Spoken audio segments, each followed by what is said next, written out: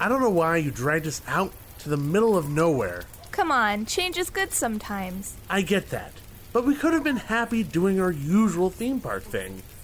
We could be waiting for Illuminations as we speak. We can't always be at a theme park. Besides, I think I might have the next best thing. Here, try this.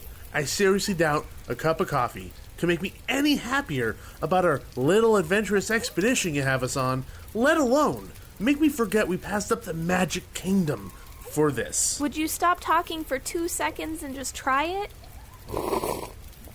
Whoa, this is good. Like, really good.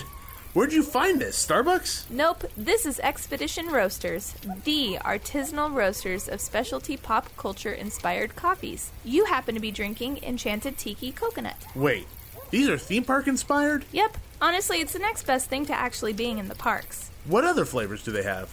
If you want to embrace your inner Haunted Mansion, they have some Happily Never After, which features flavors of New Orleans pralines. And if you want to do your best Dapper Dan impression, you can grab some Main Street USA Colombian. And the best part is that all of their coffees are gluten-free and allergen-free. That's fantastic. Let me see the bag. Whoa, these bags don't look like any other coffee I've seen. That's because each one of the bags has unique custom artwork by guest artists. It makes it a little more fun to display in the kitchen than a boring bag. That's cool. They're almost collectible. We're gonna have to buy more when we get home. Well, since you like this one so much, maybe when we get home we can go to expeditionroasters.com and buy some more great coffee and maybe some fun mugs and shirts, too. This means we can have theme park magic every day of the week. This is the next best thing. Do you feel a little better now?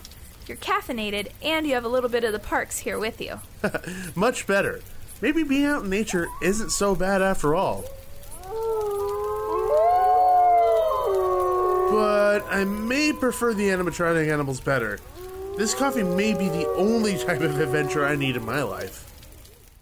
Start your expedition today at expeditionroasters.com and use coupon code DUO15 to save 15% off any purchase of Expedition Roasters themed coffees. Brew your happy place. Expedition Roasters, an adventure in every bag. Hi, and welcome to the Theme Park Duo podcast. Grab your park map, churro, and hop in line with us as we take you on a coast-to-coast adventure through the world of theme parks, haunts, conventions, and more. Now, here's your hosts, Nikki and Gabriel. What is going on, all of you theme park fans? Welcome back to the Theme Park Duo podcast. I'm Gabe. And I'm Nikki. And we are the Theme Park Duo. Welcome back to another episode. This is our first episode outside of the Halloween season. The season is over. It was very, very fast. Yeah, it flew by. And I had a baby right in the middle of it. Yeah, so it flew a little bit faster for us than it would for other people, I think. So, now that the Halloween season is over, we're going to be jumping into a lot of Christmas stuff, so there's a lot of things coming up in the future that we're actually quite excited for. Yeah, I love the Halloween stuff, but there's a special place in my heart for all of the Christmas stuff at all the different parks. Yeah, like we have Merry Farm coming up, we have Holiday in the Park coming up, we have a whole bunch, like the holiday Christmas, it's not chill anymore, but it's the holiday Christmas thing they're doing at Queen Mary. Yeah, it's like Christmas aboard the Queen Mary, or the holidays aboard the Queen Mary, something like that. Yeah, it's like set sail on Christmas something or other. I forgot what the tagline was. Yeah. But we're excited for all of the different holiday events that are coming to the Southern California theme parks and other events outside of the theme parks. But before we jump into that, today's episode is all about Delusion, the Blue Blade, the newest incarnation of the Delusion plays here in Southern California. And if you hadn't heard of them before, you should definitely check them out. In the past, they have had 5 different plays. And this is actually the first year that they're back after taking a year hiatus to focus on their VR experience. Yeah, and the last time, I was about to say last year, the last time they did a play 2 years ago, we went and saw it, and it was His Crimson Queen, and it was fantastic. So we have been waiting very impatiently for the last 2 years to do another Delusion play. Yeah, and we're so happy that we were able to experience this one because it's drastically different than the year that we went. But we'll tell you all about that coming up. And just to give you a heads up, the way that we're going to kind of go about this, because the experience is so unique, it's really hard to describe without going into spoiler territory. So what we're going to do is the first half of our description of, or at least talk about, the Blue Blade is going to be spoiler free. So no need to freak out, no need to worry. You're going to be able to listen to us talk about this without ruining the experience for you. But then if you want to experience this on your own, then that's where you stop. And Yes. then heed our warning when we say we are going to spoiler territory, because the second half of our episode is for those of you who want to know all about it but don't think you're going to make it out. And just so you know, this is also coming back in 2019, so if you think there is a chance that you do want to experience it, even then, don't listen to our spoilers. Yeah, it's extended till June, I believe. Yeah. Yeah, so Yeah. you can buy tickets to this for the future as well. Yes. And in between the spoiler and spoiler-free segments of the episode, we're actually going to have an interview with the creator, writer, director, the end-all be-all person over at Delusion, John Braver. Yeah, so listen to the episode and then bow out if you don't want spoilers. Yeah, so I mean, this is a type of experience where it really, really relies on your first-hand experience, and if we were to spoil any of that, it kind of loses a lot of its charm, Excitement, yeah. and excitement, in Yeah. my opinion. The surprises that come around every single corner. But we'll get more into that when we talk about the experience itself. But before that, let's jump right into the Theme Park Bulletin.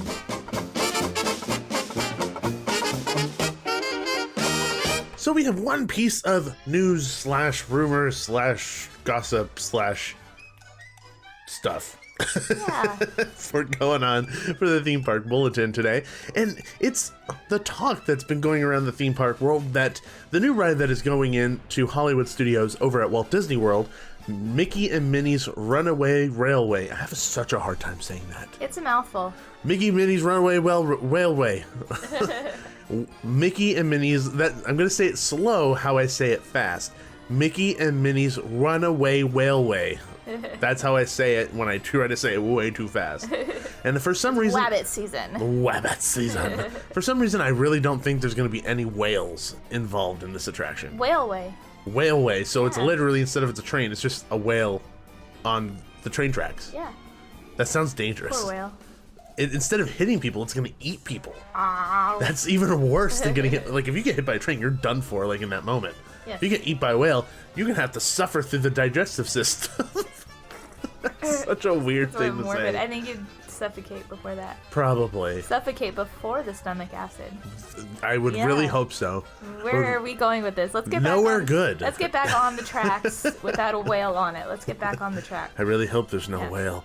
Whale! So Mickey and Minnie's Runaway Railway is rumored to actually be becoming, or is rumored to come to the Disneyland Resort here in Anaheim, California, in Toontown. What? See, I have mixed feelings about this. I have real mixed feelings about this because one, if it takes over Roger Rabbit, I'm gonna murder someone. It won't. I don't think it's going to. From all the rumors, it doesn't say that Roger Rabbit will leave at all. Like, it's staying where it is. But the reason why I have iffy feelings about this is thematically and aesthetically, it matches nothing that's in Toontown unless they change what they're gonna be doing with it. It is a tune. It is a tune and it is a cartoon, but the style in which the cartoon is doesn't necessarily match. Have you seen the artist renderings of this? Yeah. It's like the new stylized Mickey Mouse. Yeah. Yeah, like that doesn't match the old school, traditional animation that Toontown is based off of. I agree, but I think it still fits. And I think Toontown needs a little bit of a refresher.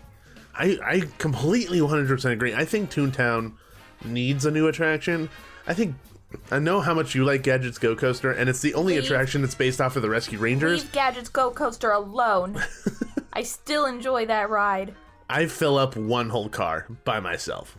That's how small the seats are. Yeah, it's I'm for also a kids. large human being. It's for kids. But it's amazing. I count as 4 children. Yeah, I don't know. The land itself does need a refresher, big time. New coats of paint, fix up all like the special effects and stuff, like all the things where you open them up and sounds come out, or fireworks or smoke and things like that. I think it needs a major refresher, and I'm glad a ride is rumored to be coming there.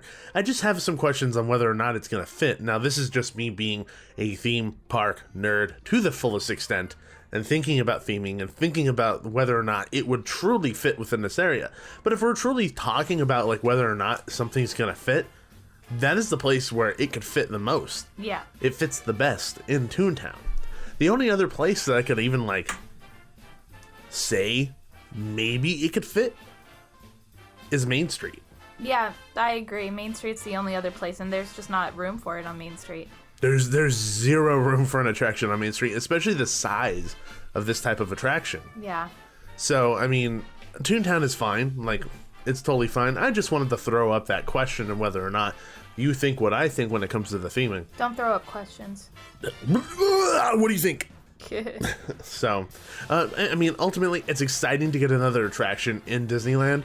Disneyland is so compact. Like, there's no room to put anything anywhere. So, if you're going to put something somewhere, Toontown would be the place to be. Yeah. I'm actually shocked that Toontown has existed as long as it has. Yeah, I mean, the kids still like it. That's what we just don't find. We just don't find its appeal anymore. We half the time I forget it's there. Yeah, I mean, like, we haven't been to Disneyland in a while because we let our passes lapse. But I made a purpose of us going there. Yeah, so that Roger I could Rabbit. go on Roger Rabbit. Yeah, because Roger it's Rabbit's just every our time we only forget. draw. Yeah, but we do always forget. It's like when we're on the train and all of a sudden we're coming up to the Toontown station, we're like, oh yeah. Exactly. I mean, it's Yeah. hard to remember that it's there, Well, especially if you're drawn somewhere else. Yeah, that corner is Small World and Toontown. So, and It's literally you have three distractions. You have Small World, Mickey's Magical Map, and the train. yeah, and you're not going to see Magical Map every time you're there. You make a point of going to see it. Small World is like twice a year we go on it. So honestly, I forget about that whole corner when I'm in Disneyland a lot.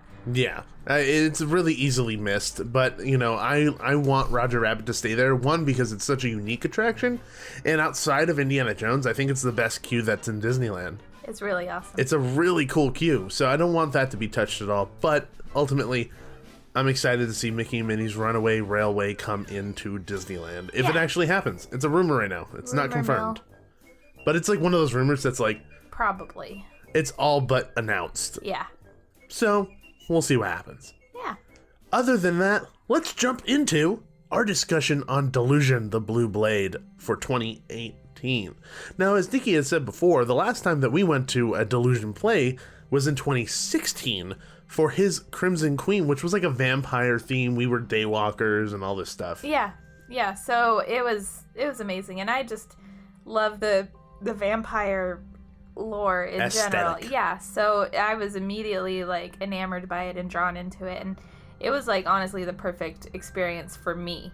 And this year was more right up your alley. I mean, I still enjoyed it a bunch, but it was more adventure-y, Indiana Jones-esque. So it's right up your alley, Gabe. Yeah, no, it really, really was. And when you hear the interview with John, you'll hear some of the inspiration behind this play and all the ideas that kind of come with that. And we're going to be sharing the synopsis for the story. It's on the website. It's in the brochure. It's not that big of a spoiler. It gives you a setup. It doesn't tell you what happens, but it gives you a setup. But if you don't even want to hear the synopsis, I guess maybe you shouldn't even be listening to the episode. Plug your ears for the next 20 seconds. Well, we're even going to be talking about it in generalities too, so it's hard. Yeah. But the synopsis for this year's play is: the world has become erratic since the theft of the Blue Blade, an artifact of unknown origin rumored to give its owner the power to tear through the fabric of space and time. Once held by the Safeguard Society, an elite group of historians, the Blue Blade was stolen by Professor Evelyn Lowell, one of their own.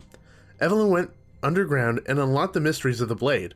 For years, she ran a black market, amassing wealth by taking clients to other eras. But as praying eyes grew near, she disappeared, rumored to be protected by the shadowy cult. The fate of time and space hang in the balance as Evelyn and the blade slip further away. As a sign of desperation, the Safeguard Society looks to you, their most promising initiates. initiates to track down Evelyn and the Blade. There have been no leads until tonight. So as you can tell by the description of the story, it sets itself in a very adventurous storyline. Yeah. You know, it's very unique in that sense and different than prior years. You know, we can only speak from the prior year that we went. We couldn't speak in conjunction to the other previous years, but for many people that we spoke to, each one of those years really delves into a more dark tone. Yeah. A more horror-based tone. More in fitting with Halloween. So I think this year caught a lot of people off guard. I think that it did, but this one is much more, it's a lot lighter in a way. Yeah. It's not as horror-driven, but that doesn't mean that there aren't moments that are very unnerving. There's moments that'll make you cringe. There are moments that'll make you, jump. Yeah. There's a lot of creepiness involved. And I actually think it works to its advantage, because under the assumption that, we're going on an adventure, adventures can't be scary, your sense of security is dropped. Because you think you're going to be fine, but there's plenty of moments throughout this experience where, they catch you with your pants down, so to speak. Yeah. And I like that. Yeah, no, I agree completely. It's you get more, like, caught up in the story, so when something does happen, feel like you're really like, oh, wow, I really wasn't expecting that. It's like when you go through a haunted house, you have your guard up, like you're looking around every corner. You're very aware of your surroundings. You know what's going on, and the scares still get you. Yeah, but when the theme isn't inherently creepy, you kind of let your guard down a little bit. At least I did. Yeah. So in the prior year, I'm like looking around the corners and like I'm listening to the characters talk, but I'm still very aware of my surroundings. And within this situation, with regards to the story, I'm so involved. I'm so completely wrapped into the story that I'm forgetting about everything else. And I think that is a huge testament to the writing that's done for this story, that you're able to literally forget where you are and you're sucked into that story. You don't think about the outside world. It's like Disneyland. When you're in Disneyland, you don't think about the outside world. You don't think like, oh, there's streets and cars and all this stuff going on there. When you're in this experience, you're in this experience. Yeah. And I think that's unique. I don't think we do anything that's like this. I've never done anything like Delusion ever before. And I think that's why I love it so much and why I highly recommend for everyone I meet to go do it, because it's nothing that you've ever experienced before.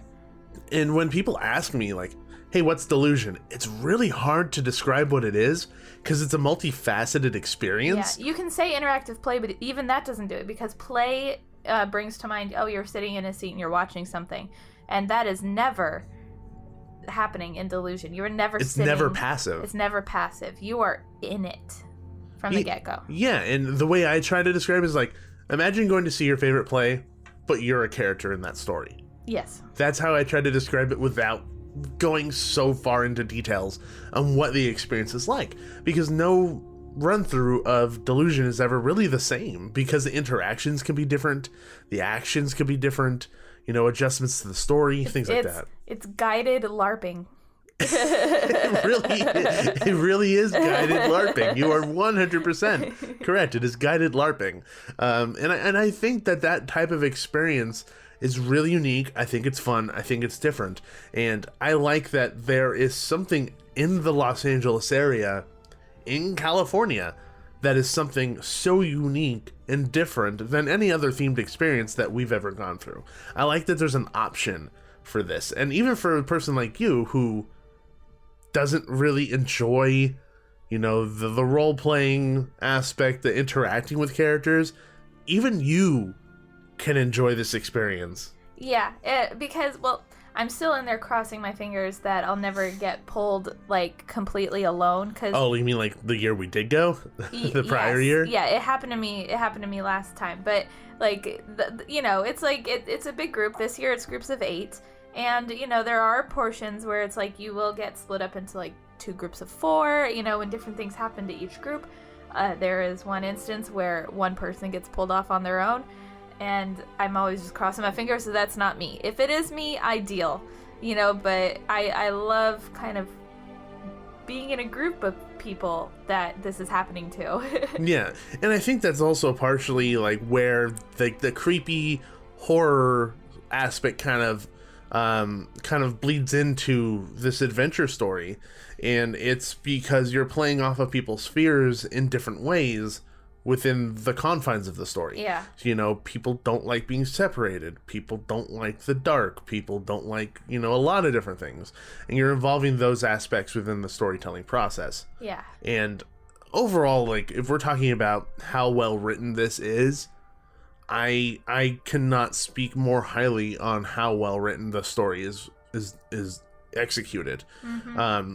With regards to the experience, it's not loose, but it's loose enough to kind of be able to involve the variables of the audience, because as the audience you do have a little bit of freedom of things that you want to say or do, but the way it's written is so well done that it kind of leads everybody to a certain conclusion where it kind of guides us mentally. Well, and I think that also comes down to just great actors who can play off of us, you know, the audience, but still get to where they need to be story-wise, you know, so they can roll with the punches, our punches.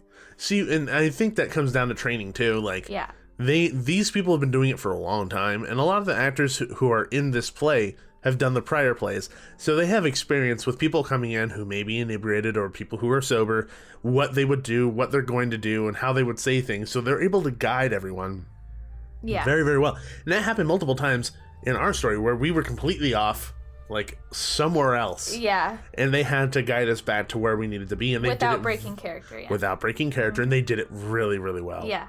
There's only one time 2 years ago where we saw someone break character, and that's because we had a really drunk girl in our group. But let me out of the way. Yeah. I am a vampire. She was ready to like. I's a vampire. She was ready to like actually stake the vampires, which are actors. So one of them had to like get out of character and be like, "Cool your jets, or we are taking you out of here." But that is very unusual. That doesn't usually happen. No, it doesn't. Yeah, and don't drink too much before you go. No, and the thing is that there is a restaurant next door. It's the Fey Dodo. Yeah.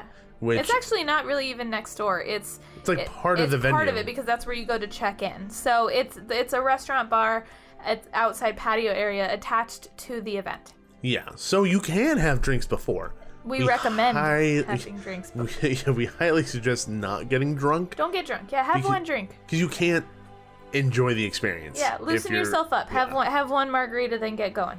Or seriously. One signature drink. And the food is incredible. The fries are amazing. Yes. Yes. The way that John Braver described those fries was crack. The fries are crack. He is correct. Yes, he is 100% correct. They are freaking good. And the thing is that, like, when normally people are like, "Oh, the food's so good here. It's super good food." Normally it's like, this is not that great. Like, it's pretty standard. No, like, I'd rather have McDonald's. It was good food. It's freaking ridiculously good. Like, the burger I got was massive. It had like 3 cheeses, and it was just, so good. And the drinks were good too. The mixed drinks were actually pretty well done. Yeah. So I think that's a really cool aspect to this experience, is that it isn't just you go do this thing, you go have some fun, and then you go home. It could be a whole night experience of you come, you have dinner, you relax, you have drinks, they have board games there, you play board games, and then you go to this experience. And then even after you come out, you could have drinks again and have like a kind of a quieter conversation about like what you just experienced. Yeah, you could stay at that bar all night. Yeah. I think the downside to like that whole thing, the only downside that I can think of, is that people are coming out of the experience and like, "Oh my God, can you believe blah, blah, blah happened? Did you see this happening?" It's like, come on, guys. Like, yeah. There's a whole bunch of people in here who are waiting to go through this experience. Can you do me a favor and shut up? Yeah. Because, I mean, even us, we found ourselves like, I was like, oh, guys, don't say anything. Because literally we're around a whole bunch of people waiting to go into this experience. That's the only downside to that. Yeah. So, yeah, just plug your ears if you see a whole bunch of people coming out of an alleyway. Yeah, because it lets out into the bar. The bar hangout area. Mm-hmm. So there's no escaping it. Unless you completely, like, go outside, walk, or get your drink it, and then leave, and then come back in. Like, there's no escaping it. You're going to have to deal with it. But that is really the only negative that I could think about with regards to that whole kind of experience. I like that it's an encapsulated experience with the food, the drink, and the event. Yeah. I think it's fun. It's a fun date night. Oh, it's a really fun date night. It was kind of our first date night since baby. It really was. Yeah. It really was the first date night since except for baby. Not Scary Farm, but yeah. Yeah. Not Scary Farm doesn't really count. This is a date night. Not Scary Farm is just Scary Farm. Yeah, but we still had fun. We did. Yeah. So, I mean, I don't know how much we could talk about this without spoiling this. I think we might have talked about it all we can without spoiling it.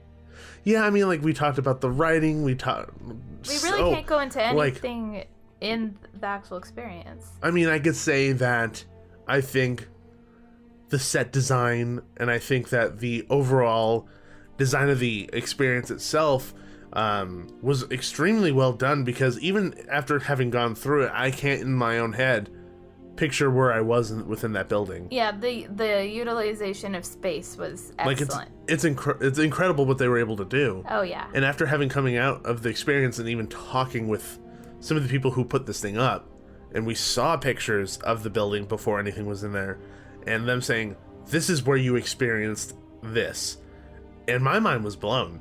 Oh yeah. I think that the team that they have at Delusion that helped, design, set it up, and execute is a one-of-a-kind team, because I can't even imagine or even fathom putting that particular scene that what we're talking about into that space, because it never felt like a theater. Yeah. Ever.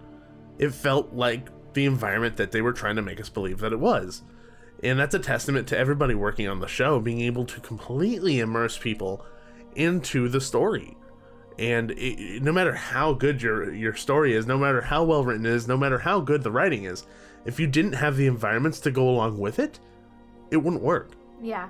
And I think it's especially great because, 2 years ago in his Crimson Queen, the vampire story, it was in a house.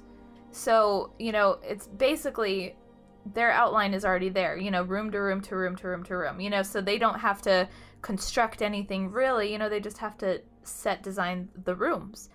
But in this experience, it was a big, vast, empty building.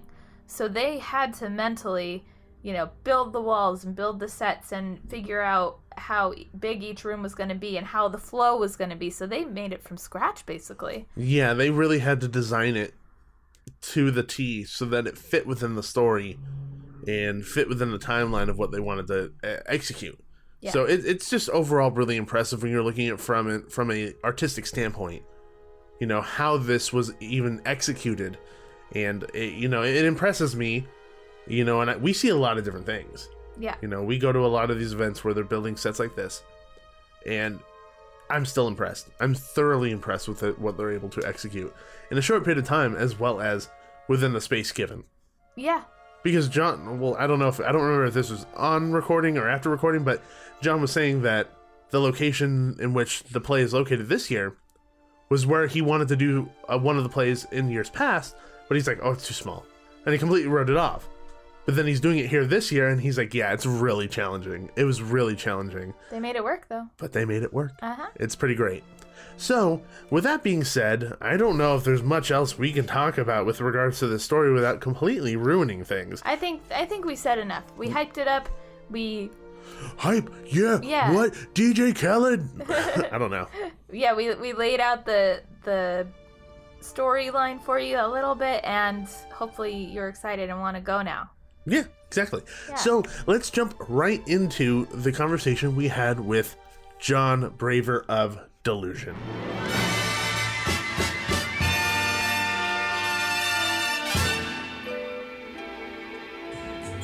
Hey everyone, so it's Gabe here, and we're sitting in Los Angeles at Delusion, a wonderful, I guess I don't know how to explain it. It's like a play, interactive play. It's amazing. And we're sitting here with the creator, John Braver. How are you doing tonight, my friend? Hey, I'm good. How you doing? is the character now. Yeah. I go into like New York accent every once in a while. I do interviews for no reason at all. I might just slip into it, sorry.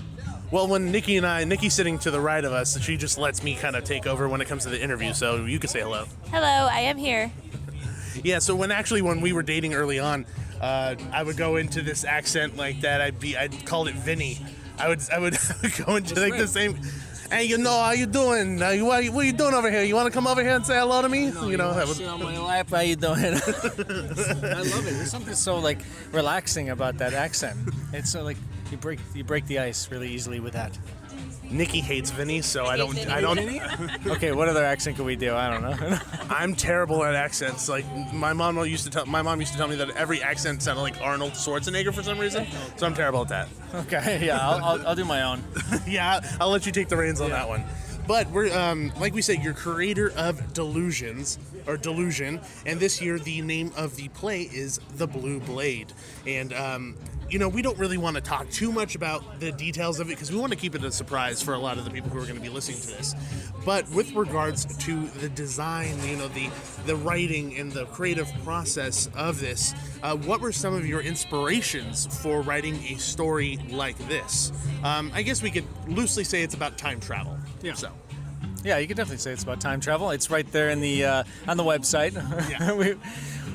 But this one has a very different vibe from previous shows. It's not a horror show. It was very much my homage to Raiders of the Lost Ark, and that kind of feel, that adventurous feel. All the shows are adventurous, but this one has definitely a different vibe in terms of because we go to different time periods and we're following different characters searching for an artifact. So it is very Indiana Jones-like. But the inspiration was definitely, it came from a few different places, I will say. So yeah, Raiders for sure. The other one was, it's funny, just today I was looking at this book, The Subtle Knife, the Golden Compass, the Dark Materials series. That was one of my favorite novels. Time Bandits, Blade Runner, all these kind of things I factored in. And to be honest, the story shaped itself a little bit more when I found the venue, because from the outside it's this kind of unassuming old theater, and the idea of stepping into this decrepit place and then transporting yourself to another world was just so alluring to me. So that was my kind of my inspiration for it. And the production design is second to none. You must have a massive crew working on this throughout the year, and then also tonight, when people are going through it. How many people does it take to kind of set everything up and then also operate it? Yeah. It takes Kevin Williams and Ian Momey. No, these are two. So start with Kevin Williams, who is probably one of the most talented and spectacular production designers I've ever worked with. He's been with me since 2014, since Lies Within, and he helped design this. He brings this stuff to life. He and I collaborate really well on things. He's like my Rick Heinrichs to Tim Burton kind of thing. He's very much. Not that I'm Tim Burton, but one day. That'd be so nice. I don't have any hair, so I don't know. Anyway, I digress. So Kevin designs all this. He goes from script to reality in a really spectacular way within a budget too. Again, I always let people know this is a small theater company. We're doing a big budget feature with a small theater. Apparatus. Yeah. And so Kevin's able to pull that off in ways that I don't think anybody else could. I'll jump into Ian Momey. Ian is a lighting designer and technical advisor. So these are Kevin and Ian are two of the smartest people on earth. I'm just a dumb motherfucker when it comes to this stuff. They think they can solve anything. You put anything in front of them and they will achieve it. So I take pleasure in challenging them. But yeah, I think we're trying to create a movie in here, you're walking inside of a movie. So we're doing the best we can on a small budget, and and also a quick funny side note is we have a oh no, this would be a spoiler. Shit, I can't do it.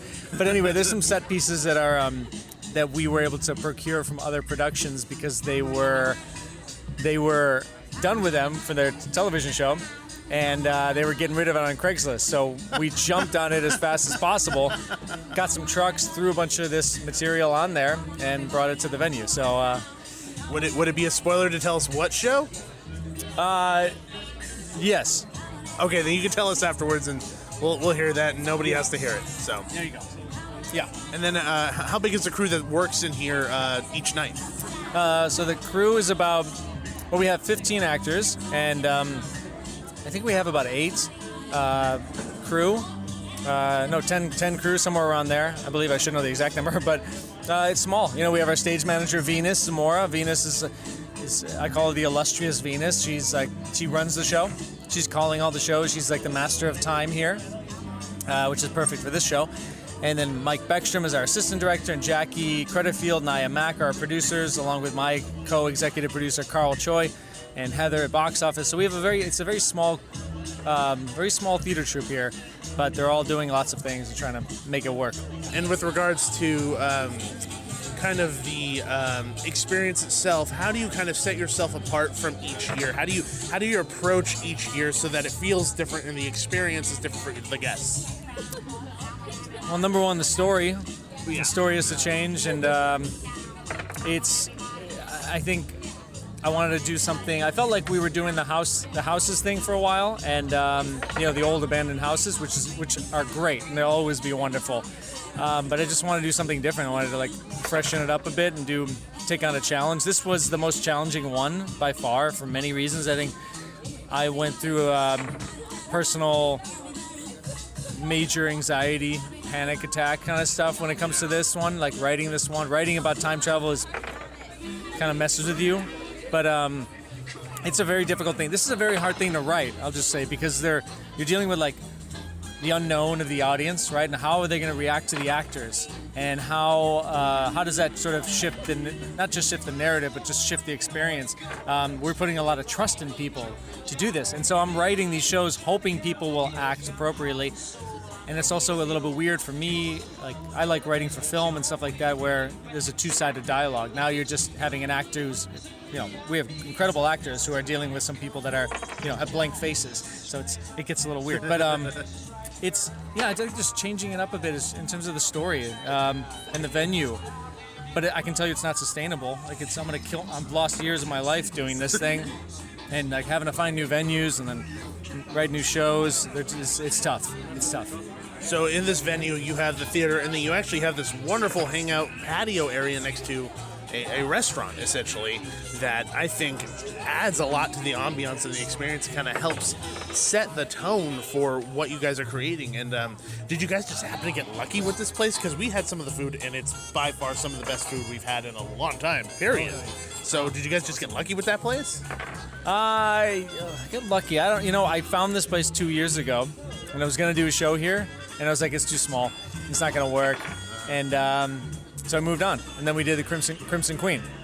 And then I got somebody, I was literally driving by, that's what it was. I was driving by and I saw the place again. I was like, oh yeah, I remember this place. It brought back some memories of turning it down. And then I kind of revisited, and I had that idea about time travel. I had a time travel story idea. And I was like, oh man, that could kind of fit there. So it's about 10 months of dealing with the owner and trying to figure out how it's going to work. Because this guy who owns this place, it's called Fado Dough. It's he used to be for a long time, it was a special event place. They would shoot a lot of films here. Actually, I did a movie here a while ago where I got shot inside the theater once. It was a TV show called Lincoln Heights. They shot here. Anyway, so he's now taking on a big leap of faith and opening it to the public. So this place is now, you can come here for dinner and drinks. You don't have to have a ticket for the show. But he's now taking a big risk, opening up to the public instead of relying on film shoots. And he said, let's do it. Let's do this for the long term and see what happens. So the stars aligned in some way. And with regard, I know that you were saying that it felt small, and that's why you didn't do it here a couple of years ago. And we went to Crimson Queen, and that house, that mansion that you guys had it felt massive.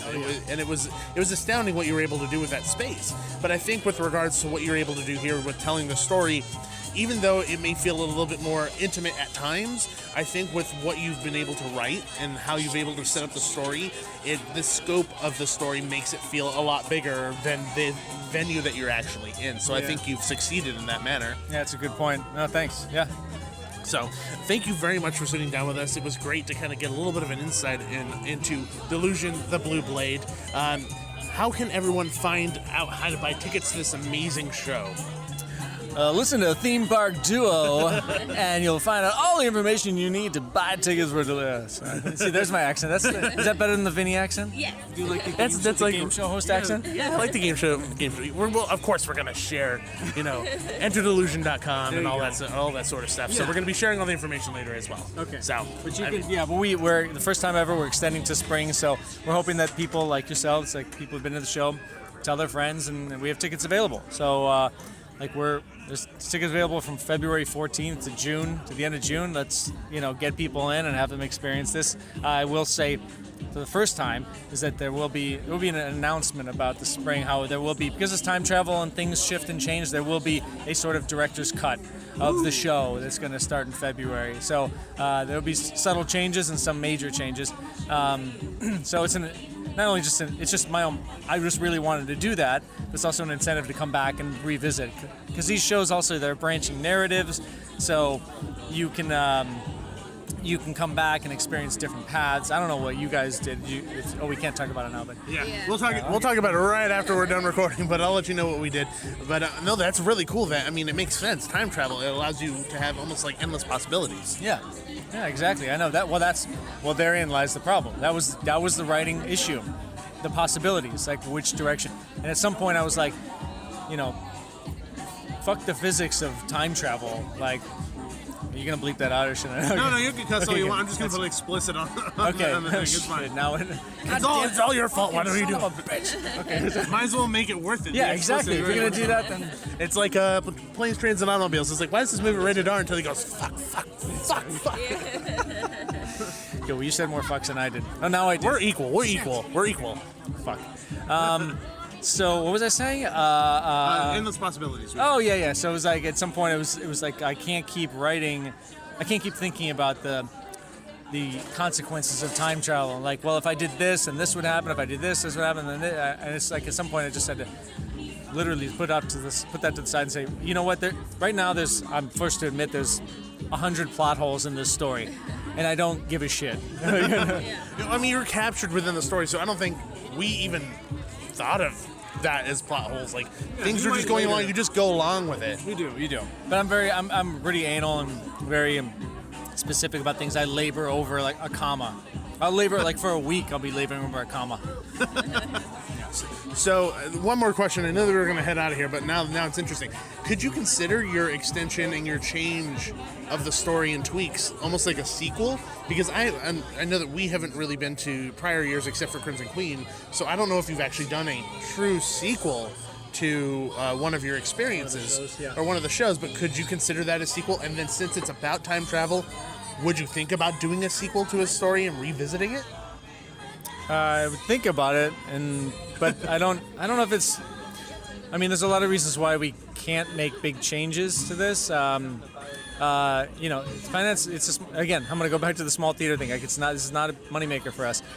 It's tough to make big changes. I think script changes the biggest change is gonna be. It's not going to be a sequel. It's more of subtle shifts, along with some a major shift in, like, there'll be a new character involved, and then alternate ending, I would say.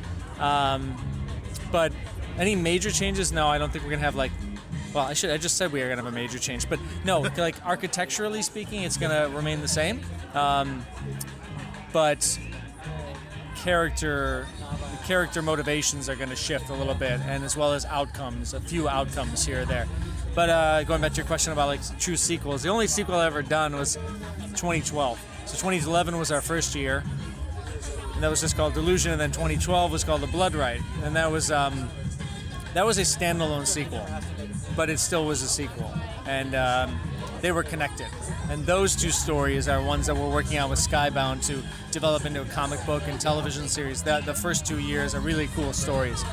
So, yeah, short answer is, I already gave you the long answer. Now here's the short answer: is just basically, they're all standalone, but they exist within the Delusion universe that we're expanding with Skybound Entertainment and all the different mediums, such as the VR series that's coming out. So, which is actually, since this is what happens, you get into a conversation and you just keep going because it's a good conversation. Yeah, why not? So, we interviewed you about that VR experiences because I actually got to do the first portion of it, and I was simply blown away. I wanted to talk about a little bit more about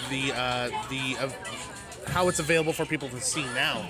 Correct? Right. You're opening it up for people to come actually view it instead of having to like go to Midsummer Scream or an event like that. Correct? Yeah. So we have a distribution deal with Samsung. So Samsung is distributing it. We had to push it just a bit, like a week or two. So we don't have an exact date of when that's coming out, but it's November at this point. And that will be on sale worldwide to 52 different countries. For $4.99, so you'll be able to get it on the Samsung VR store. And anybody who can get to the Oculus store, you can buy it through that. And we have a deal with Digital Domain, who's a VFX company, but turned like they also have a VR department. So they own China. So it's on sale now in China. It's at a VR lounges in China right now. But yeah, in the U.S. you can't buy it yet, but soon, very, very soon. When it goes on sale, I highly suggest that everyone go watch this, because I truly think that what you were able to do with storytelling with regards to a VR experience is the way it should be done. You know, a lot of people go into VR and try to tell a story and try to, you know, develop this experience, and I feel like they kind of get stuck within the traps and pitfalls of VR and almost kind of fall into the what you would find in typical experiences. And I don't feel like your experience does that, and I feel like you get lost in the story and you don't remember that you're in VR. You're just watching it, and I think you did a fantastic job with that. Oh, well, thank you very much. So highly suggest everyone go check it out. But I think we should head off now so we could talk about spoilers. Everyone else can't talk about spoilers right now, but we will. And so thank you again so much for joining us. Thank you. Thanks. That was fun. We will say this one more time, and one more time only. Spoiler alert Warning, is enacted. warning, warning, Boop, boop, warning, boop, boop, boop, warning, warning, warning, boop, boop, warning. boop, boop. Spoiler, spoiler, spoiler. There, that's our... I was gonna put a spoiler, like, alert alarm in there in just post, did it.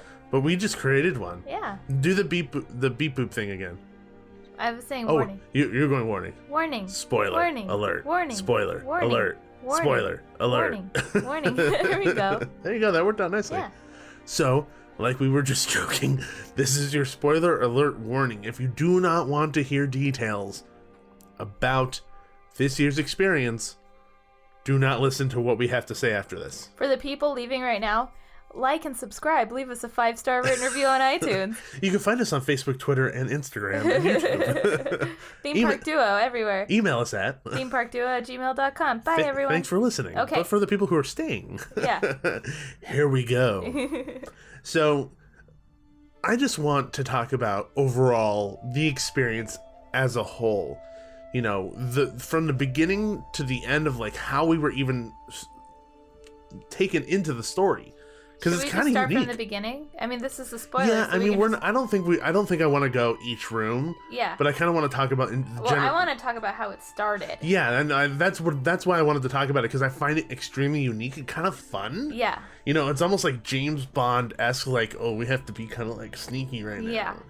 So I think it's really cool. I mean, like, you're excited, so I'll let you describe it. Okay. So we get in our group of 8, and we're told to wait here, and we're given like this paper that we're supposed to read together. Like, we're still as a in the group. lounge. We're still in the bar. Yeah, we're just off to the side of the bar. They gather our group by our time slot, and they tell us to read this paper that they hand us. And we're like halfway through the paper. Someone grabs my shoulders and said, as quietly as you can, follow me right now. Like, tell your group to follow me. And then she's gone. She's like out the door. And so I tell our group, like, that lady just told us to follow her. I think we should. So then we all just follow her around the side of the building.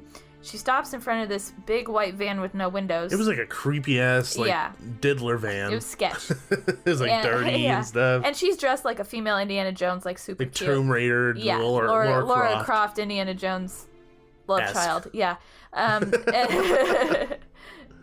I ship it. And so then she tells us, you know, all sneaky, like, get into the van. So we all climb in the back of the van. There's just a big TV screen on the back of it. And so we're all sitting there, and then this video pops up that basically tells us the synopsis that you just heard Gabe read earlier in this episode. It outlines why we're there and how we have to find this woman. I forgot her name already. Evelyn Lowell. Yeah, and, just basically telling us the outline of the story, and then the Indiana Jones chick comes back in and tells us that she has intel that there's this guy hanging out in the bar who knows where Evelyn is, and we need to go back into the bar and find him. And we're not supposed to trust him. And we're not supposed to let him know that we're following him. Yeah, we're supposed to act all nonchalant, like we're just in the bar, and which we failed miserably at. But, of course, we're all literally we're standing around in the bar just like, oh, how you doing? What's going on? Tell us the weather. Yeah. And so we see him, and then we follow him back out of the bar and into the theater where the rest of our experience starts. Yeah, so like we're all trying to be like secret, Yeah. Like I was saying, like it felt like we were all Kronk from The Emperor's New Groove. Yeah. Like do do do do like creeping along the wall. Yeah, like it doing really his own felt like like that. sneaky music. Yeah. You know, that's what I thought about. And once he enters the theater, like you said, that's where our experience begins, and then like shit goes down. Yeah. Like a lot of crazy stuff happens, and you know, a lot of this experience relies on your interaction with these characters. You know, they talk directly to you. They're expecting answers. When they tell you to do something, you're supposed to do something. You know, like in the very beginning of our experience, he's telling somebody to climb up these boxes to go find something. Yeah, to get something. And he chooses somebody to go do it. And so you have to climb up the boxes, like up to the rooftop ceiling area, and pick up some stuff, bring it down, and it happens to be like a device, and that device plays into what we're doing. Yeah, there was another person that was handed a satchel in that first room, and he had to put like clues and supplies in it as we went along. You know, so there's things that happen that become your responsibility throughout the entire experience. You know, so you are immediately like invested and you're in it. Yeah, and I think that's really cool because each person is kind of unique within the storyline and within the experience. You know, nobody is, you know, left out of this experience. And I think that's also a testament to the actors being able to make sure, like, everyone's getting a chance to do something. Yeah. Everyone gets to have their own experience. Yeah. Everyone has a unique experience within this attraction, which I really like, because a lot of times when you go to things, like if you go to a maze, like if you're in the middle, or you could miss everything. It's not like the monsters are making sure that that you're having a great experience. Yeah. But these actors are really well trained to make sure that everyone is involved. Uh-huh. So, you know, you go into this first room and it involves like figuring out like numbers, what are these numbers, and then you have to put it into a radio, and then the radio plays a message from Evelyn. Yeah. You have to listen to the message, and the actor's like freaking out over the message, and we're like, I don't know what the hell that means. Uh-huh. Just so much stuff. There's a lot of information. And when you go into one of these things, you have to listen. It's like, it's really important to listen what characters are saying, because it's part of the story, and they wouldn't be telling you things if it wasn't important. Yeah. So, and within the description, you know, that it talked about the shadowy cult, you know, and eventually when we're in like a garage / apartment house area in that first room. Uh-huh. And the shadowy figure comes out. It's like coming after us, and we have to get out. We don't know where we're going, and a time portal freaking opens up. Yeah. Like, how freaking cool is that? Like, the area that we were in, where that portal was prior to it opening, you know, we didn't know it was there. It was just like a wall. Like, there was like a sheet and a wall and a few things on it. And we turn around. We're dealing with the shadowy figure stuff. We turn back around, and it's just there.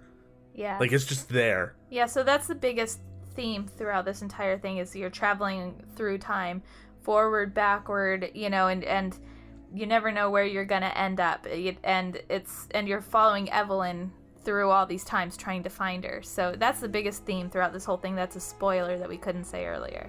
Yeah, so you're actually jumping in time. You're time travelers. Yeah. And that the way that they're able to execute time travel thematically, you know, and visually and audibly is actually really smart. Yeah. You know, the tunnels are, you know, mesh with lighting, and you hear just noises from the eras that you're going to within those tunnels, like whispers almost. It's just like memories flying by you, all these little things. And I think that's really cool. Oh, yeah. You know, it's really well done, because audibly you're hearing, okay, like that makes sense. Like, we're going to, you know, war-torn France right now, or Germany right now. So we're hearing noises that give us a clue that's where we're going to. Uh-huh. And that's where you end up. That's where we went. Well, actually, I think we were in Germany, right? We weren't in France. We were in Germany. We were in Germany, and it was during the war. So we end up in this bar, and the windows are flashing with light. Like, bombs are going off. You hear bombs going off in the distance and rattling going on. And I think that is probably my favorite moment of the entire experience. Yeah, it was really cool. It's my favorite moment of the experience, because overall it encapsulates what I love about Indiana Jones, in that it's the time period. I love the time period of Indiana Jones and when that happens. Also, I think they did a really, really good job of being able to make it feel like it's really happening. You know, I was in awe. Like, that one moment, I was taken out of the story, because I was just like, oh my god, this is so cool. Yeah, like trying to get your bearings as soon as you come out of that portal, and then all of a sudden It's kind of sensory overloading. You just have to kind of figure it out at first. It was really cool. And there was this German guard screaming at us in German, pointing a gun at us. He's like yelling, and we don't know what he wants, and so we have to like go up against the wall. We have our arms up. A lot of different things happen in this moment. And the guy that we weren't supposed to trust, the guy that we're listening to, ends up being a German soldier / secret agent that nobody knew about, and we all feel kind of betrayed. And a lot of things happen here. In this particular moment of the story, a lot of different things happen. Yeah. And people get separated. Yeah, you get separated into 2 groups of 4. One group goes into, like... 1 group of 4, 1 group of 3, and then 1 person on their own. Well, at first, it's 2 groups of 4. It is? Yeah. Oh, yeah, you're right. You always you're forget right. this. At first, it's 2 groups of 4. One group goes off, and I'm not exactly sure what they did because I wasn't in this group. They went off to go decipher a code and find someone. And the other group of 4 gets put into this room that turns out to be a gas chamber. But before gas fills the chamber, one other person gets separated and interrogated by like a female Nazi. And Lucky Gabe was that person that got pulled out and interrogated. It involved whips and chains. No, Yes. I'm just joking. It didn't involve whips and chains. Yeah, so the female German officer took me to another room. You know, it's the stereotypical interrogation room. Dark room, 1 light above, a steel chair in the middle. She tells you to sit in it. And she essentially told me, like, I have memories in my head that I don't know about because we're travelers through time. You know, it implants memories in my head. And she wants to see it. So, like, I'm sitting down in this chair, and she's walking behind me, and that's just like another one of those moments where it's just like I'm on the edge of my seat, not literally, of course, figuratively. Yeah. I'm just like, what is this person gonna do? I don't feel comfortable. I can't really see her very well. You know, in front of me is this mirror, so I could see her walking behind me and like making gestures, and you know, there's light touching involved. You know, it's not like they're grabbing you or anything, but she was like patting me on the shoulder, touching my back or my arm and things like that. You know, she was, and what she was saying wasn't necessarily the nicest things, but the way she was saying it was nice, so it's a little off-putting. Yeah. Like, she was being very sweet about it, but she was telling me what she wanted. She was like playing good cop, bad cop, but she was one person. Yeah, a little bit. And essentially what ended up happening is she wanted those memories, so she took a giant syringe, put it at the base of my neck, like at the bottom of my head, the top of my neck rather, and took out, you could see this giant syringe. She puts it behind my neck, and I could feel her press it into my skin. Yeah. And I see her take stuff out of my head. Then she holds it up and injects it into her eyeball. And then the mirror in front of me becomes like a projection, and it's just playing all these images like through time and things happening. And there's things that are recognizable that are from the storyline. Yeah, it's like you didn't know it then, but a lot of the images that you saw flash was things that were going to come up later in the play. And I was the only one that knew because I was the sole person in that room. Yeah. So while that was going on for me, what was going on for you? I think ours was the most boring experience out of the 3. We were just in a gas chamber, and there was like an intercom on the wall, and he just told us to like press it and beg with the guard outside to let us out. He didn't let us out. Instead, he turned the gas on. So like gas started pouring out of this pipe, and like it was gonna kill us. And so he's like acting like, oh no, cover your mouth. And then finally he tells us to like connect the pipe to this other pipe that was next to it to reroute the gas out into the bar, and so we knock out the guard. And then I don't know about you, but that's a really intense situation to be in. Well, yeah, no, it was intense, but it just comparatively like out of the other 3, 2, like nothing much happened. It was kind of just we were killing time, but we did knock out the guard, so I guess we helped the story along. And then, but we were still locked in the room. So we were just in there going, okay, now what do we do? Until the other group of 4 came back out with another person. Another character. And on their adventure, they deciphered this code, and they found another person to help us. His name was Carrick, right? Yeah, and he was like a cyborg. He was like part computer almost. He was there to help us along. So he let us out of the room. Yeah. And all of this happened without my knowledge. So when I came out of the room... Yeah, you were completely in the dark. Like, that room is open, the guest chamber is open, everybody's out in the open, and there's a German soldier who's, like, wonky in the head. And a cyborg. And a cyborg in front of me, and I'm like, who the hell is this guy? Yeah. And I saw the numbers on the back of his neck, like the symbols, and I was like, guys, those are the symbols that we saw earlier. And they're like, yeah, we know. We already figured that out. We already figured that out. I'm like, Yeah. oh. Like, I had a really cool experience, but I missed it's like I missed a chunk of the movie. Yeah. Like, you know, and honestly, like, that is another reason why, like, this is a repeatable experience, because there's different parts of the story that you may not even get to experience. Yeah. Which is cool. Yeah, definitely. So, this is one of the moments where I think Delusion does a really good job of, you know, special effects or timing with certain aspects of the story, so that you're distracted within a moment, and they're able to do something that you're not paying attention to. So what ends up happening is the lights start like flickering and turning on and off, and nobody knows what's going on, and the lights completely turn off, and Carrick's holding this communicator thing that we found earlier, and it's a tablet, so it's bright. And he's trying to press things, and he turns around to us, and he's shining it in our faces. So the lights are completely off. He's shining this light in our face, like, what? It's not working. Does anybody know what's going on? Like, can you fix it?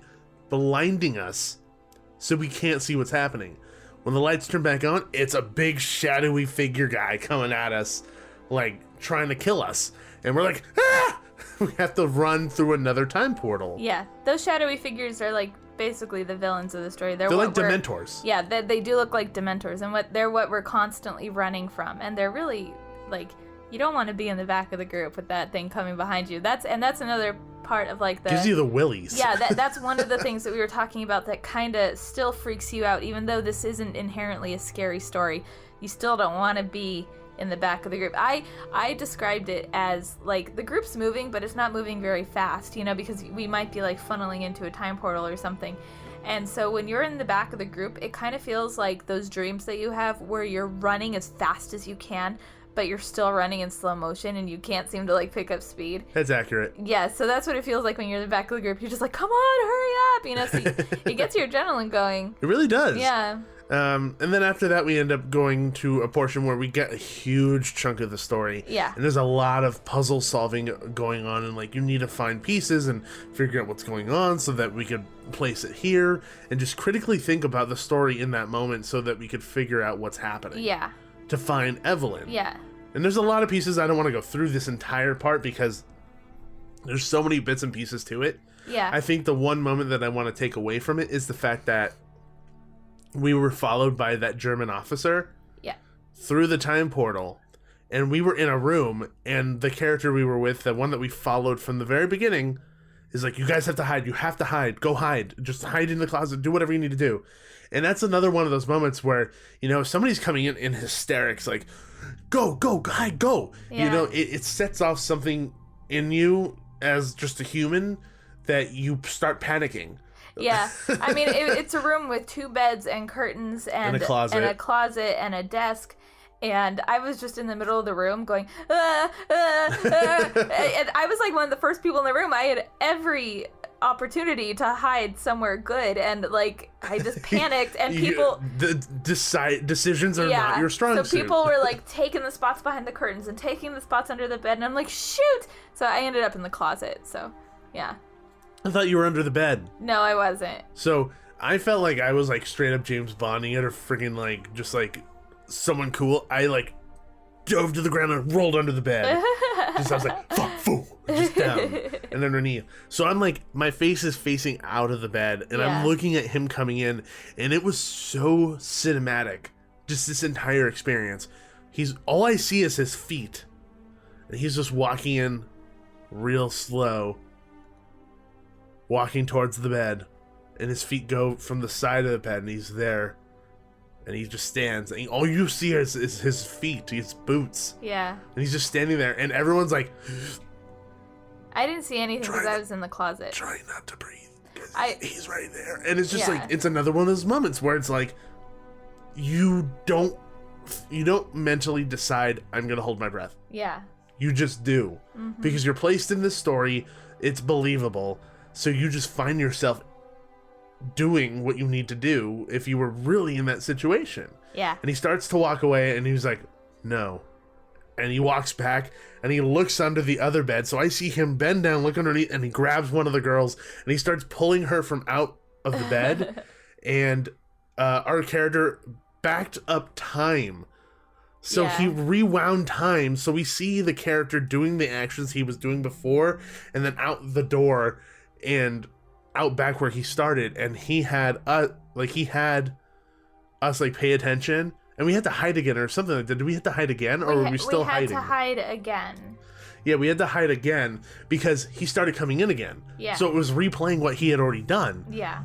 But this time, when he came to the door, one of those shadowy figures got him. Uh-huh. And I don't know if anybody else saw what I saw, but it was super cool. So he's like at the door and he turns around and he's reacting to something I can't see. So he's in the doorway, his back is against the open door, so he's looking into the other room straight on. He's like, ah, ah! And I just see this shadowy figure envelop him and then walk away, and as it walks away, he's gone. Yeah. And it's like he never existed. And that's the thing, is that when these things get you, it's like you never existed. Nothing you've ever done happened. Everything resets the way it should be if you never did anything. Yeah. It's almost like Weeping Angels in a way. It's like from Doctor Who, where it's like when they don't really kill you. Well, like these ones kill you, but Weeping Angels don't kill you. They just erase you. They don't erase you. They drop you back in time. Well, it's like people don't remember you in Doctor Who. No, they remember you. Are you sure? Yeah, it's like it's like you disappear, but only from the time you disappeared. It's like you still existed.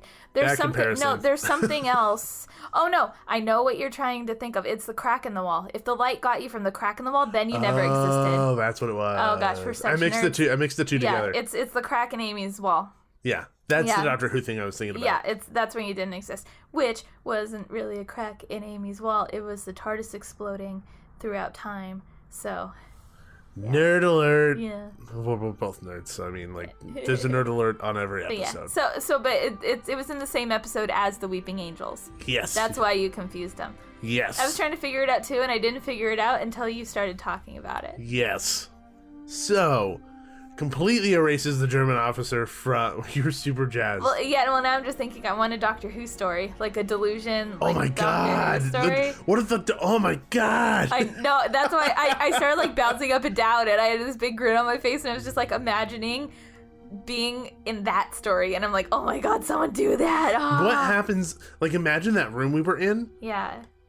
and we're facing the other, like, one of the walls, and we're talking to the character, and we turn around, and there's 3 weeping angels just staring at us. Oh my lord. And we're just... And we're none of us want to blink, and we're just staring at them, and then the doctor just shows up, and he just does his doctor thing. Oh my god, please, John, make a Doctor Who one. Come on. That sounds incredible. I I know. just got nerdy excited. Okay. Nerd tangent over. We're in the room and stuff's Anyway, happening. portal opens Yeah. up, we go again. This time we end up in like a forest, right? Like in a jungle? Is that where we come from this one? I feel like I don't remember it well enough to go like room to room at this point, like right now, because we did it like There's so much going on. a lot happened and we did it like a week ago, so I don't feel like I can accurately, like, we will get stuff wrong if we try to go room to room at this point. Because so many things happen in each room that it's really hard to remember what happens in order. We end up, well, we while we were in that bedroom, we discovered like a timeline that was written on a beam, and so that was Evelyn like trying to make sense of her where she had been jumping.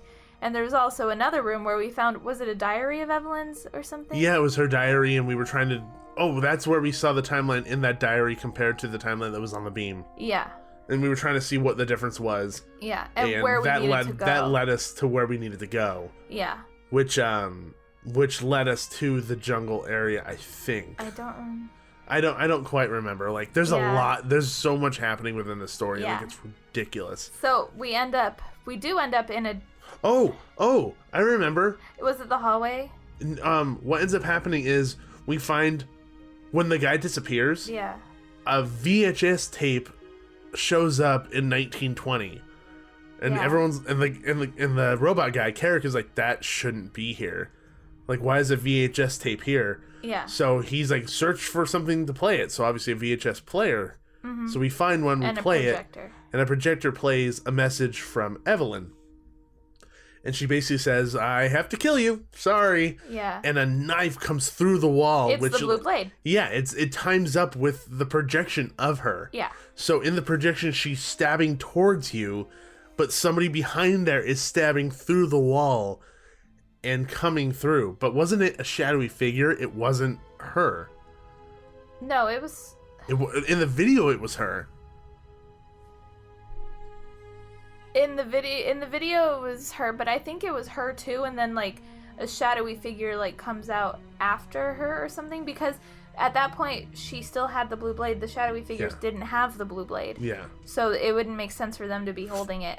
Good point. Yeah, I'm trying to like see how much is going on, like our minds just are just running through this experience. We're human. We lost a bit of the the time like sequence of events, but ultimately I just like that moment. That moment is shocking. Yeah, so it's a really cool moment, and then a shadowy figure chases us out of the room. Long story short.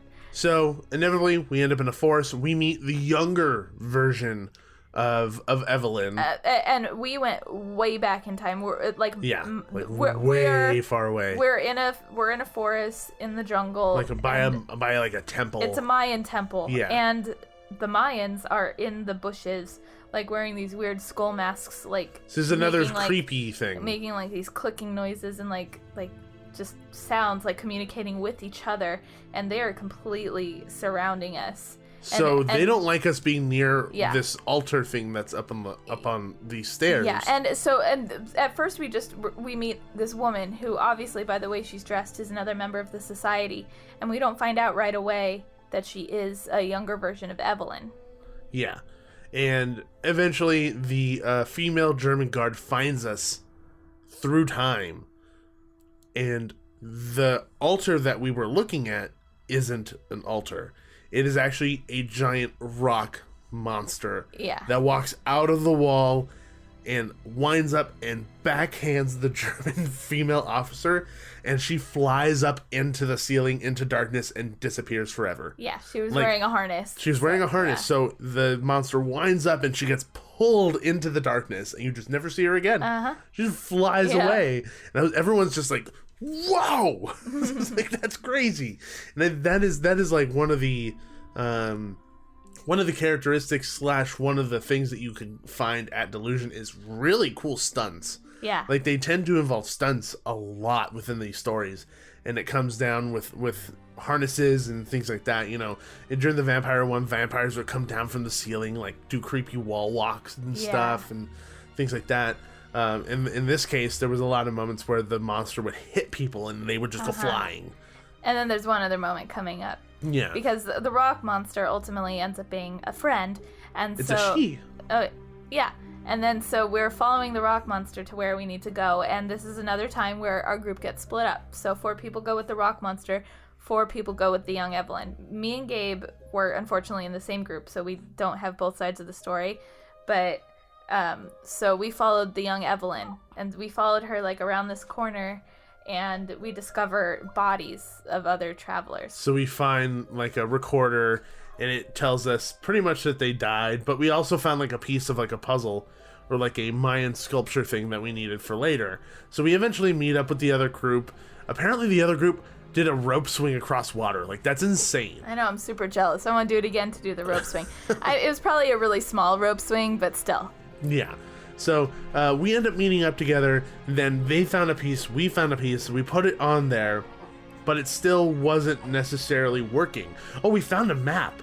Didn't we find a map? We found a map, and I think the other group found the map. They found the map? So then all the Mayan, like, kind of villager people are coming out again at us, and the rock monster does another one of those wind-up hit things, and one of the villagers goes freaking flying across the room and, like, lands, and it's like, and it doesn't disappear. He just lands on the other side. He's like, oh, I got hit. So this is one of those moments where, like, when I had those visions prior in the story, I found out how to manipulate the map in order to get to the next room, but nobody else did. Yeah. So I was special. Yeah. So the character's like, I don't know what's going on. And you said you were, like, super impressed. I was super impressed. I was like, dang, how does he know how to do that? And so you had to manipulate the map to shine into the moonlight for the door to open. And does she stop time? She stops time. I think it's... We don't have Carrick with us anymore, do we? We lost him at some point. Or is he still with us? No, we lost him at some point. We lost him at some point. He's not with us then at this she point. freezes time. She freezes time somehow. I think we still had... We still had Carrick's little... Yeah, tablet thing. So tablet, she yeah. manipulates it, stops time. And there's this Mayan guard on top of us, like on the second story. And he's jumping on us. In mid-jump, he's falling on top and just stops. So he's like in mid-fall, frozen when she freezes time. And he's literally right above me. So I'm looking up and he's falling. And your instinctual reaction is to go, like, put your hands on your face or, like, cover your body or put your hands up so that you defend yourself so you don't get super hurt. But he stops within, like, inches of you, which is so cool. It was awesome. I was a little bit farther back, but I got a full, like, side view. Whoa, sorry. I got a full side view of him, like, falling and then just freezing, and it was really cool. It's super cool. Yeah. It's super I mean, just think of the actor. Not only are you, like, on this harness doing this stunt, you have to act frozen at the end of it, you know? Yeah, that's difficult. So That's a lot of core. Yeah, so you just have to, like, fall, like, you have to trust fall and then freeze in place and keep acting. Imagine That's pretty cool. trust falling, but forward, and then just frozen in time. So after that, you know, there's a lot of things happening. A lot of different things happening. Eventually, we find the blue blade. Okay, no, and then we get... I don't want to, like, do step by step. Oh, okay, so yeah, so we're in a room. Are you not going to say what we find? What is in that room? I don't remember. We find old Evelyn. That's what I was saying. I was about to say that. Oh, okay, well, you just jumped to finding the blue blade. I was like, are you skipping? We find the blue blade. Evelyn is dead. We find Evelyn dead, like smashed by rocks. And then I think there was a note. There was a note, and the note gets read, like, out loud, like, through speakers, like Evelyn's voice, like, saying what the note says. Like a movie of some sort. It's like a VO. Yeah, and so this young Evelyn is sitting crouched there, like, over her own dead body. By her own dead body, like, completely freaking out, listening to, or, you know, reading this note. Her future words. Yeah, so she takes the blue blade, and she basically says that she's going to fix everything that the old Evelyn messed up. And that's how we escape out of the experience. You know, there's a really intense ending. I don't want to go into detail on the intense ending, but let's just say we're being chased out of the experience. Yes. And it's very cool. And then you end up back at the bar where you started, which for me works really, really well. It's really cool. It's like nothing ever happened. Within the confines of a time travel story. Yeah. Well, that's the point. Yeah. Yeah, so you started at the bar and you ended the bar, and theoretically nothing has changed. Nothing, you know, like... It's like you never left the bar. It's like you never left. Like, this whole experience happened, but, you know, there's no evidence. And I absolutely loved it. I loved every second of this. I know that you were saying that, like, you prefer the year prior. That doesn't say much about this experience. Like, it's not saying it's bad. It's just your personal taste. You liked the vampire storyline, yeah. And for me, I'm a huge Indiana Jones nerd. Yeah. Massive. So, of course, I loved every second of this. Yeah. Like, it made me feel like I was Indiana Jones. It made me feel like I was living out one of the movies. Yeah. You know, with a supernatural aspect to it. Not like any of the other movies don't have supernatural aspects. Even more so with the time travel. Time travel doesn't really fall within the guidelines of an Indiana Jones movie, but... Well, neither did Aliens until the last one. True. Yeah. Good point. Anything's possible. So, it did make me feel like I was on this adventure. And until that moment of us coming out of the experience, did I even think about being outside of the experience. Once you're in the experience, you're enveloped. You're pulled in. They have you in the palm of their hand, and they hold you there until the very end of the play. And it's a testament to the writing, it's a testament to the acting, it's a testament to the set design, to everything. Costumes, every single aspect of this. The audio cues, the music, just everything is just so well executed to keep you completely compelled and involved within the story. Yeah, it's absolutely amazing. I can't talk more good things about Delusion. Now, if you want to go, you should. Like, this is a very unique experience. Yeah, you'll still have fun even after hearing all our spoilers. Oh, 100%. You're And definitely going to have fun. And there are slight tweaks for next year. Yeah, so... Same story, but with tweaks. So yeah, things I think John kind of talks about it loosely in our interview. It was a while ago. He doesn't spoil anything, though. No, I don't think he spoils anything. But, yeah, so there will be changes in the story. Nothing huge, but there will be changes. So if you've done it now, you might want to go back, check it out later, so that you can see what kind of changes were made, and it might change the experience as a whole. So Yeah. I think that's actually really fun. Yeah. So make sure to go check out Delusion, the Blue Blade. Now, I know that I've said it, but the tickets are a little pricey. Yeah. They're a little pricey. But the way that I kind of talk about this is, if you go to see a play, those tickets are expensive. Yes. You know, if you want good seats for a play, those tickets are expensive. And they're all good seats for this Yeah. one. That's the thing, is that imagine expensive play tickets to have great seats, but there's only 8 people with you. Mm-hmm. And you're involved. And you have to do a lot of different things. And this experience isn't just like a 5-minute walk-through It's like experience like a maze. Yeah. It's like an hour to an hour and a half of involvement. And you come out of the experience like tired. You're like, whoa, like I was doing a lot. Like, you don't think about it till you come out of it. So yes, the price varies based on the day, and it's a little pricey depending on the night that you go, but I 100% think it's completely worth it Oh, yeah. when you have such a tailored, unique experience, and that's very different than anything else you'll do. Like I've said a bajillion times. I think that justifies the price. Yeah. So, and they do have a VIP package, which involves like a backstage tour of how things are done in different rooms and things like that, which is super, super cool. I think it also comes like a signed poster, and then you get to go through the experience and things like that. So, although pricey, 100% worth it. Yes. So worth it. So we highly suggest to go check out Delusion, the Blue Blade before it's gone. They extended their time so that now more people can go and more people can experience this. This is the experience that sells out before it even starts. Like there was a year where they had tickets on sale at Midsummer Scream, and it sold out at Midsummer Scream. Yeah. Like, it was ridiculous. So if you've been thinking about it, if you haven't pulled the trigger yet, if you're just like looking at the website, do it. Pull the trigger. Do it now. Because in a couple days, you don't know if the day that you're going to go is going to be sold out. That's how fast these things go. So, highly suggest, check it out. Erin is currently waking up. I've been standing recording this whole podcast with her in Ergo baby carrier, and she slept through most of it, but she's starting to squirm now, so she's telling us it's time to wrap up this podcast. So, with baby Erin telling us to wrap this up, as well as finishing up our discussion on Delusion, the Blue Blade, we definitely want to give a huge shout out and a big thank you to everyone at Delusion for having us out to experience the Blue Blade. You know, we are very thankful that we were invited to go check it out and have such an awesome night to just be enveloped in this story for that period of time and not have to worry about parenthood for that hour and a half. Because we didn't put the baby in the Ergo baby and do all this. Oh yeah, she was not strapped to me while I traveled through time. No. No. That would be bad. No. We do not suggest Ergo baby for time travel. No.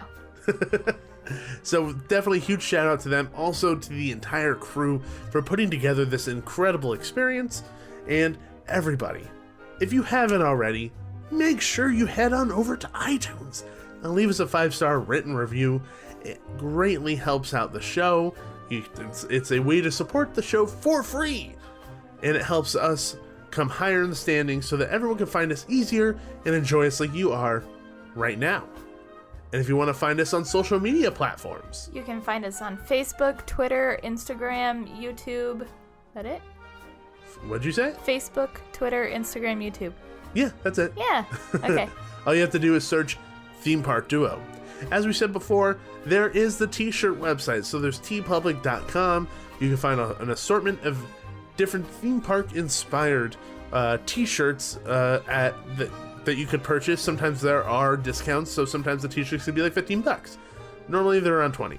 But I have a couple. You're gonna get a couple. Oh, we I know have a to buy lot of some people now. who have bought some. Yeah. So they're actually quite good quality t-shirts. So some really fun stuff there, so we highly suggest that you check it out. The website is tpublic.com. I would highly suggest clicking on the link that we have in the show descriptions on the website, because on our website, themeparkduo.com, because it's hard to search us on the website of tpublic. It's a weird situation. Yeah, click the link. You'll go directly to our stuff. Yes.